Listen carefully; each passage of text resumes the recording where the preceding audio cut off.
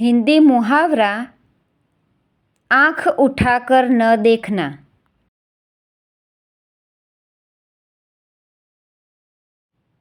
आँख उठाकर न देखना अर्थ उपेक्षा करना और बिल्कुल न देखना।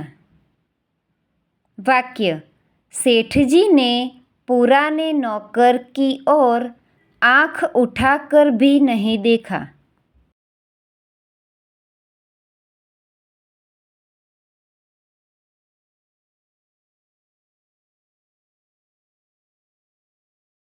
Thank you friends. Please like, share and subscribe.